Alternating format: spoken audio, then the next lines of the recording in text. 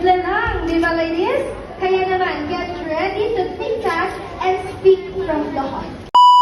Hey guys, in this video, I will be sharing with you our journey in hosting the first ever United Nations 2025 in STI. So syempre, as usual, nag-aayos na ako sa bahay kasi ayoko na siyang dalhin sa school. So kung meron pa akong mga gustong idagdag or gawin, doon ko na lang sa school ginagawa. Pero yung basics, the foundations and all, not foundation the makeup, I mean, you know, the foundation of everything that you do, ginagawa ko na siya sa bahay. Dapat poster pa lang, kita mo na yung message.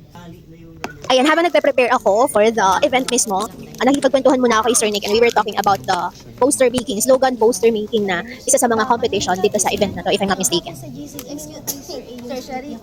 Usually, hindi talaga ako uuwi kapag hindi settled yung isip ko na wala na akong gagawin kinabukasan. At dahil ayoko na siyang gawin ng gahol, bago ako umuwi, tinapos ko yung mga bagay na dapat tapusin sa script namin. And ito na umagahan, wala na talaga akong ginawa. At inalaw ko lang si Sergio na gawin yung sinabi niyang gagawin niya sa part niya. O diba, sabi ko sa inyo, ayoko talaga gumagawa ng gahol. Lalo na kapag on the day yung event, tapos on the day mo siyang gagawin. I hate that so much. So kailangan dapat prepared ako and then settled na yung utak ko kapag on the day na ng event. Kaya ayan, puro na lang ako paganda, papango, para mag-prepare na sa event. And that's it. I'm now moving on to the last part of our preparation, which is yung pag-settle ng script na gagamitin namin sa event. This is, I think, the most important part in preparing for hosting an event. That is actually to run through the script. So, dyan ang ginawa namin. Chinek namin lahat ng parts, yung flow, and all. Tapos, in-highlight na din namin yung kanya-kanya naming parts para hindi kami mahirapan kapag nasa stage na kami. So, yung mata namin nakafocus at nakatutok na lang siya sa kung anong script ang naka-assign sa amin. Sa sponsor ganun din. Oo. Bali dito, kulit telecommunications. Telecommunications. Or di, palit na tayo. Basta dito na ako pero kung ano yung boundaries. Sige. So, ayan, after namin i-highlight lahat ng dapat i-highlight, magkasundo sa parts ng bawat isa at, you know, after setting everything, bumaba na rin kami sa AVR kasi mag-i-start na ang event namin. So, pagbaba nga namin sa AVR, talagang nag-rehearse pa kami ng script namin and I just wanna share with you a bit of it. Please welcome our standing and confident candidates representing their countries. Grabe pa. Ang gagaling at ang gaganda ng ating mga candidates sa kanilang production number, sir. Oo nga, Ma'am Daryl. Mukhang pinaghandaan talaga nila itong competition na ito. Parang world tour na may passion show. Unity and diversity talaga. Pero, syempre, Sir Jude, hindi pa siya nagtatapos dahil ngayon, isa-isa na natin silang makikilala as they showcase their confidence on the ramp and share their advocacies that aim to inspire change and unity. And today, we're celebrating culture, unity, and diversity, the real spirit of United Nations. Rehearse pa lang kami, sobrang ingay na sa AVR kasi kanina pa ako narinig niyo sa rehearsal namin. Nag-i-start na siya actually, pero dahil hindi pa namin part, nag-rehearse muna kami sa likod. And yan na nga, paglabas ko sa the back of the stage, from the back of the stage, ayan na yung eksena. Tapos na yung opening, and then maya-maya, mag-i-start naman yung United Nations for Senior High School. So ito nga pala yung mga estudyante namin. Hindi lang basta estudyante, pero homeroom namin, no? They are the YUMS 101 and YUMS 102. So homeroom namin sila karoon ni Sir Jun. And then the other group below them are the Cool Art 101. So hawak naman sila sa Grabe, parang hindi kinakaya ng mic. Grabe yung cheer ng ating mga supporters. Crowd cheer pa lang yan, tama ba, Ma'am Da? Tama ka dyan, Pero yung thing ni Jimmy. United Nations 2025 champion, we will also be awarding Best in National Costume, Best in Ramp, and Best in Advocacy. Yan na nga, naglabasan na ang kanilang mga candidates. So, ito yung event na grabe, hindi namin makontain or na-overwhelm kami sa sobrang lakas ng audience.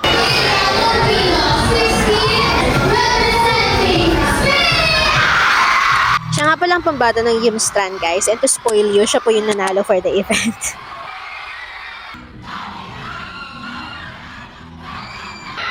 Parinig naman ng isang malakas na cheer mula kay Miss Faye. Let's make some noise! Miss Brazil! Siyempre, iba pa pakala mga supporters ni Miss Mexico. Let's keep the same energy, supporters of Thailand! Usap pa. Pinag-miss nyo na ba inyong mga pambato at mga inyong representative? Habang wala pa nga yung candidates nila at nagbabay kami ng time for the tabulation of the scores, so nagtawag muna kami ng mga representatives pa nilang supporters sa harap para i-entertain.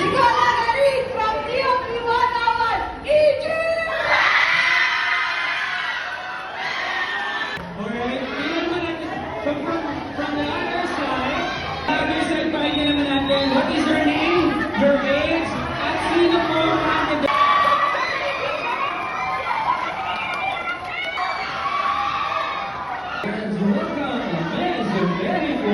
And after na nga yun guys, ay nag-Q&A na kami. The United Nations emphasizes partnership and collective action.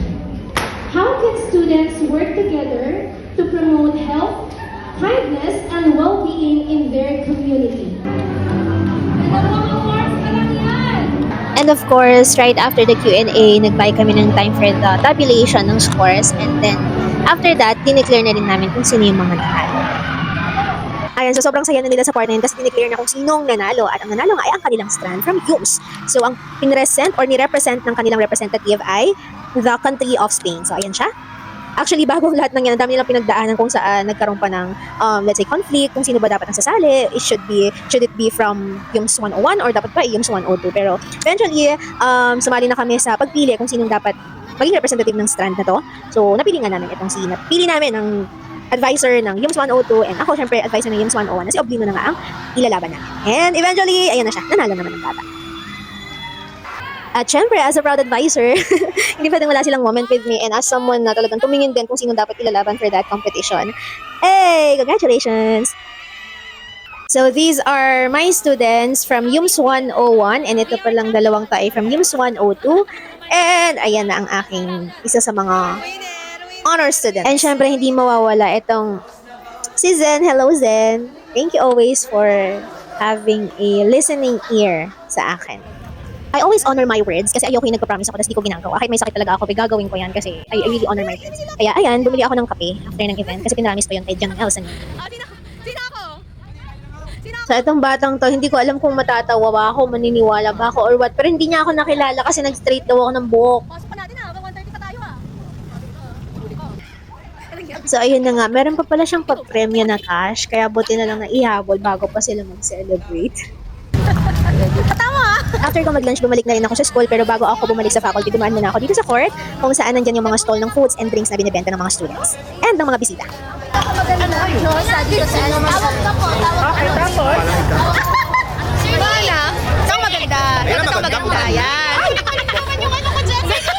Pagkain na naman. And after nga dyan, ay bumalik na ako sa faculty para mag-prepare dahil meron pa akong klase sa senior high school. And at that time, busy yung mga students for the festival practice. And then usually, ayoko na nagbabantay lang doon ng walang ginagawa. Ayoko nang nakaupo lang, nanonood lang. Gusto ko may ginagawa ako. That's why, binaba ko ang aking laptop para tapusin kung ano yung dapat kong tapusin. And nakikita nyo kanina, ang tinapos ko muna ay yung assignment ko sa aking master. Talaga amoy. Ito yung nangangamoy. Ay, yung oil. Magagamit ko ba yan? Ay. Ay. Joke lang. Saan? Wala. Nabis ko. Actually, pauwi na ako nito. Pero pinigilan nila yung mga tumulong sa event kasi may food photo for them. Ay! Magkilay ko. Kilay ko. Yung pala yun. Kilay ko. Kilay ko. Pauwi na ako. No, it's ano. Ay, gusto ko yun. Nakuha siya sa video. Hi. Nakuha sa vlog si Kilay. Si co-host. Namumuwi na po. Co-host, si Sir Jun. John, tsaka si yung dalawa pa. Si Sir Jun may kahalili na, may Sir Ace na tayo. Si Ma'am Daang wala. Or sino kaya? Sino? Masarap.